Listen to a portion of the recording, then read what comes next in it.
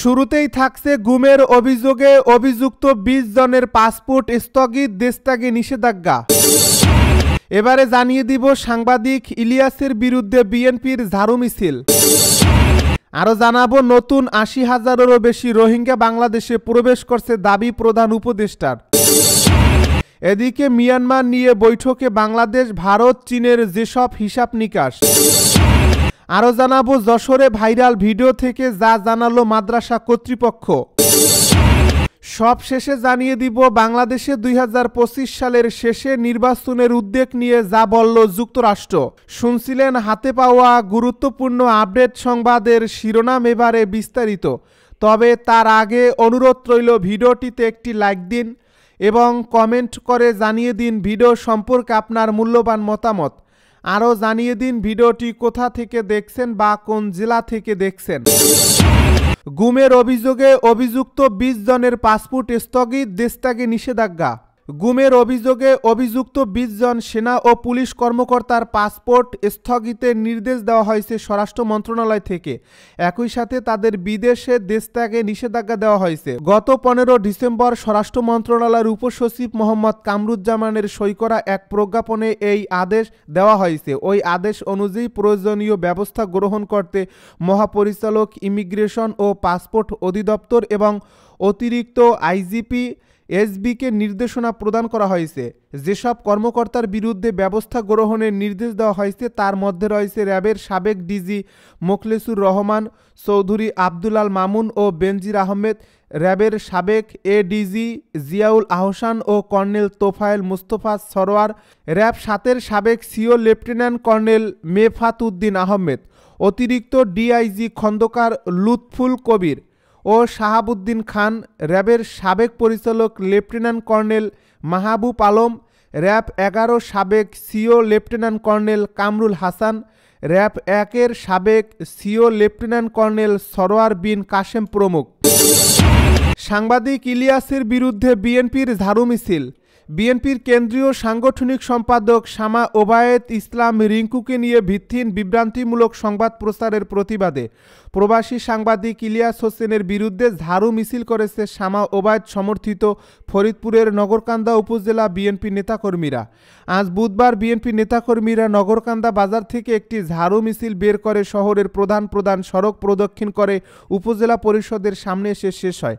পরে সেখানে সংক্ষিপ্ত সমাবেশে বক্তব্য রাখেন নেতাকর্মীরা। এ সময় শামা ওবায়েদকে নিয়ে মিথ্যা অপপ্রচারে প্রকাশ্যে ইলিয়াসকে ক্ষমা প্রার্থনার আহ্বান জানায় বিএনপির নেতাকর্মীরা। এ সময় উপস্থিত ছিলেন ফরিদপুর জেলা যুবদলের নেতা তৈবুর রহমান মাসুদ, হেলাল উদ্দিন হেলাল, উপজেলা যুবদল নেতা রবিউল ইসলাম বাবুসহ বিএনপি ও এর অঙ্গ সংগঠনের নেতাকর্মীরা। নতুন ৮০,০০০-এরও বেশি রোহিঙ্গা বাংলাদেশে প্রবেশ করেছে দাবি প্রধান উপদেষ্টার। মালয়েশিয়া রোহিঙ্গা মানবিক সংকট নিরসন এবং আসিয়ানের সেক্টরাল ডায়ালগ পার্টনার হিসেবে বাংলাদেশের অন্তর্ভুক্তি সহ বিভিন্ন বিষয়ে বাংলাদেশকে সহায়তা অব্যাহত রাখবে। প্রধান উপদেষ্টা অধ্যাপক মুহাম্মদ ইউনূসের সঙ্গে বুধবার মিশরের রাজধানী কায়রোতে সেন্ট রেজিস হোটেলে এক সাক্ষাৎকালে মালয়েশিয়ার উচ্চ শিক্ষামন্ত্রী ডক্টর জাম্মারি আব্দুল কাদির বলেন, আমরা বাংলাদেশের সঙ্গে আরও ঘনিষ্ঠ সম্পর্ক স্থাপনের অপেক্ষায় রয়েছি। বৈঠকে তারা মালয়েশিয়ায় বাংলাদেশিদের নিয়োগ, উচ্চশিক্ষার ক্ষেত্রে সম্পর্ক সম্প্রসারণ, রোহিঙ্গা সংকট নিরসন এবং আসিয়ানে বাংলাদেশের যোগদানের সম্ভাবনা সহ দুই দেশের পারস্পরিক স্বার্থ সংশ্লিষ্ট বিষয় নিয়ে আলোচনা করেন। রোহিঙ্গা ইস্যুতে প্রধান উপদেষ্টা বলেন, তিনি রোহিঙ্গা সংকট নিয়ে একটি আন্তর্জাতিক সম্মেলনের প্রস্তাব করেছেন এবং তিনি আশা করেন মালয়েশিয়া এই পদক্ষেপে সমর্থন দেবে। তিনি বলেন, রোহিঙ্গা জনগোষ্ঠীর দীর্ঘ কয়েক শতাব্দীর বাসভূমি মায়ানমারের রাখাইন রাজ্যের সাম্প্রতিক সহিংসতার পর সাম্প্রতিক মাসগুলোতে নতুন করে ৮০,০০০-এরও বেশি রোহিঙ্গা বাংলাদেশে প্রবেশ করেছে। ডক্টর মুহাম্মদ ইউনূস বলেন, তিনি সহিংসতায় জর্জরিত অঞ্চলকে সহায়তার প্রয়াসে রাখাইন রাজ্যের বাস্তুচ্যুত লোকদের জন্য জাতিসংঘের তত্ত্বাবধানে একটি নিরাপদ অঞ্চল প্রতিষ্ঠার বিষয়েও তার সমর্থন ব্যক্ত করেছেন। এ বৈঠকে অধ্যাপক ইউনূস আরও বলেন, তার সরকার ২০২৬ সালের প্রথমার্ধে নির্বাচন অনুষ্ঠানের পরিকল্পনা করেছে। মিয়ানমার নিয়ে বৈঠকে বাংলাদেশ, ভারত, চীনের যেসব হিসাব নিকাশ। মিয়ানমারের সংকট নিয়ে দেশটির প্রতিবেশী, বিশেষ করে সীমান্ত ঘেঁষা দেশগুলোর প্রতিনিধিরা থাইল্যান্ডে বৈঠকে বসতে যাচ্ছেন। ভারত, চীন সহ 6 দেশের এই বৈঠকে থাকছে বাংলাদেশও। ব্যাংককে বৃহস্পতি ও শুক্রবার পরপর 2টি বৈঠক অনুষ্ঠিত হবে বলে জানিয়েছে বার্তা সংস্থা রয়টার্স। আজ বৃহস্পতিবার মিয়ানমার ইস্যুতে আনুষ্ঠানিকভাবে বৈঠকে বসছে বাংলাদেশ, চীন, ভারত, লাওস, মিয়ানমার এবং থাইল্যান্ড। দ্বিতীয় বৈঠকটি হবে association of south east association nation এর পররাষ্ট্রমন্ত্রী পর্যায়ের। এতে ইন্দোনেশিয়া ও মালয়েশিয়া যুক্ত হবে বলে জানিয়েছে বিবিসি বার্মিজ সার্ভিস। তবে এটিতে মিয়ানমারের জান্তা সরকারের পররাষ্ট্রমন্ত্রী অংশ নিচ্ছেন কিনা তা নিশ্চিত নয় বলে তথ্য রয়টার্সের। 2021 সালের সামরিক অভ্যুত্থানের পর থেকে মিয়ানমারের বিভিন্ন অংশে যুদ্ধ পরিস্থিতি প্রকট হতে থাকে। জান্তা বাহিনী বিদ্রোহীদের কাছ থেকে চ্যালেঞ্জের সম্মুখীন হচ্ছে মূলত সীমান্ত এলাকাগুলোতে, যেমন রাখাইন রাজ্যের বেশিরভাগ এলাকা আরাকান আর্মির নিয়ন্ত্রণে। এখন বাংলাদেশের অপর পাশে প্রায় 350 কিলোমিটার সীমান্তের পুরোটাই তাদের দখলে। শুধুমাত্র রাখাইন রাজ্যের রাজধানী শিতোয়ে সেনাবাহিনীর নিয়ন্ত্রণে রয়েছে। বিবিসি সংবাদদাতা জোনাথান হেড জানাচ্ছেন, আরাকান আর্মি সম্ভবত প্রথম কোনো বিদ্রোহী গোষ্ঠী যারা পুরো একটি রাজ্যের নিয়ন্ত্রণ নিতে চলছেন। বাংলাদেশের প্রধান উপদেষ্টার রোহিঙ্গা সংক্রান্ত বিশেষ প্রতিনিধি খলিলুর রহমান সম্প্রতি ঢাকায় এক সেমিনারে ইঙ্গিত দিয়েছিলেন। তিনি বলেন, ইতিমধ্যে উদ্যোগ নেওয়া হচ্ছে যাতে অন্তত সীমান্ত ব্যবস্থাপনার ব্যাপারে আরাকান আর্মির সঙ্গে যোগাযোগ থাকে।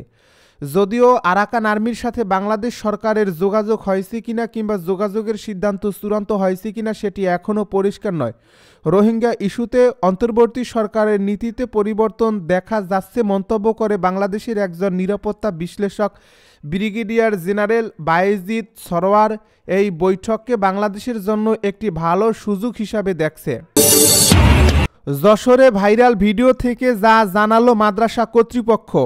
অস্ত্র সাদৃশ্য বস্তু হাতে মুখমণ্ডল ঢাকা 2 ব্যক্তি এবং মাঝখানে মাইকে মুখমণ্ডল ঢাকা এক ব্যক্তির আরবি ভাষায় ভাষণ দেওয়া একটি ভিডিও সামাজিক যোগাযোগ মাধ্যম ফেসবুকে ছড়িয়ে পড়েছে। ভিডিওটি যশোর জামিয়া ইসলামিয়া মাদ্রাসার ডাক্তার ইলিশ নজরুল নামে একটি ফেসবুক আইডি থেকে বুধবার রাত আনুমানিক 8টার দিকে ছড়িয়ে পড়া 5 মিনিট 50 সেকেন্ডের এই ভিডিও ফুটেজটি নিয়ে সামাজিক যোগাযোগ মাধ্যমে ব্যাপক সমালোচনার ঝড় উঠেছে। পোস্ট করা ওই ভিডিওটির শিরোনামে লেখা হয়েছে, দেশে জঙ্গির অবাধে চাষাবাস। তবে ভিডিওটি অনুষ্ঠানের একটি অভিনয়ের অংশ হিসাবে দাবি করে প্রতি উত্তর দিয়েছে মাদ্রাসা কর্তৃপক্ষ।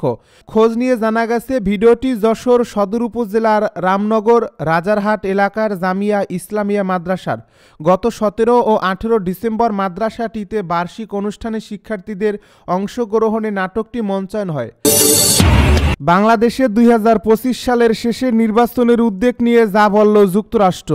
সম্প্রতি জাতির উদ্দেশ্যে দেওয়া ভাষণে অন্তর্বর্তী সরকারের প্রধান উপদেষ্টা ডক্টর মোহাম্মদ ইউনূস বলেছেন, 2025 সালের শেষ দিকে অথবা 2026 সালের শুরুতে দেশের ত্রয়োদশ জাতীয় সংসদ নির্বাচন অনুষ্ঠিত হতে পারে। অন্তর্বর্তী সরকারের নির্বাচনের এ উদ্যোগের প্রসঙ্গটি এবার উঠে এসেছে মার্কিন পররাষ্ট্র দপ্তরের নিয়মিত প্রেস ব্রিফিংয়ে। স্থানীয় সময় বুধবার মার্কিন পররাষ্ট্র দপ্তরের নিয়মিত প্রেস ব্রিফিংয়ে বাংলাদেশের নির্বাচন প্রসঙ্গে এক প্রশ্নের জবাবে নির্বাচনের ঘোষণাকে স্বাগত জানান পররাষ্ট্র দপ্তরের উপপ্রধান মুখপাত্র বেদান্ত প্যাটেল। এ ব্রিফিংয়ে জানতে চাওয়া হয়, 2025 সালের শেষে অথবা 2026 সালের শুরুতে নির্বাচন আয়োজনের ঘোষণা দিয়েছে বাংলাদেশের অন্তর্বর্তী সরকার। এ বিষয়ে যুক্তরাষ্ট্রের অবস্থান কি? জবাবে মুখপাত্র প্যাটেল বলেন, বাংলাদেশের অন্তর্বর্তী সরকার নির্বাচন আয়োজনের যে প্রস্তুতির ঘোষণা দিয়েছে সেটাকে আমরা স্বাগত জানাচ্ছি। এতে বাংলাদেশের জনগণ তাদের নেতৃত্বকে বেছে নেওয়ার সুযোগ পাবে। নির্বাচন আয়োজনের সময় নির্ধারণ এমন একটি বিষয় যেদিকে আমাদের অব্যাহত পর্যবেক্ষণ থাকবে। পুরো প্রক্রিয়া জুড়ে আইনের শাসন, একইভাবে গণতান্ত্রিক মূল নীতির বাস্তবায়নকে আমরা উৎসাহিত করছি। পুরো বিশ্বে শান্তিপূর্ণ উপায়ে অবাধ ও সুষ্ঠু নির্বাচন আয়োজনের পক্ষে আমাদের অবস্থান। গুমের ঘটনায় সাবেক প্রধানমন্ত্রী শেখ হাসিনার জড়িত থাকার প্রমাণ পেয়েছে গুম কমিশন। বাংলাদেশে গুমের ঘটনায় জড়িতদের বিরুদ্ধে যুক্তরাষ্ট্র এর আগে নিষেধাজ্ঞা আরোপ করেছে। এ বিষয় নিয়ে আপনার মন্তব্য কি? এ বিষয়ে প্যাটেল বলেন, বাংলাদেশে বিগত 2 দশকে যেভাবে শত শত মানুষ জোরপূর্বক গুমের শিকার হয়েছে তাতে আমরা গভীরভাবে উদ্বিগ্ন। জোরপূর্বক গুম হচ্ছে মানবাধিকারের চরম লঙ্ঘন। গুম ও আটক করে রাখার কারণে ভুক্তভোগীর পরিবার মানসিক যন্ত্রণা এবং অনিশ্চয়তায় ভুগছেন। বাংলাদেশের অন্তর্বর্তী সরকার এসব অপরাধ তদন্তে যে পদক্ষেপ গ্রহণ করছে তা যুক্তরাষ্ট্র স্বাগত জানায় উল্লেখ করে তিনি আরও বলেন, গুমের শিকার ব্যক্তি এবং তার পরিবারের সদস্যদের জন্য ন্যায় বিচার নিশ্চিতে স্বচ্ছ বিচার প্রক্রিয়া নিশ্চিতের জন্য আমরা আহ্বান জানাই।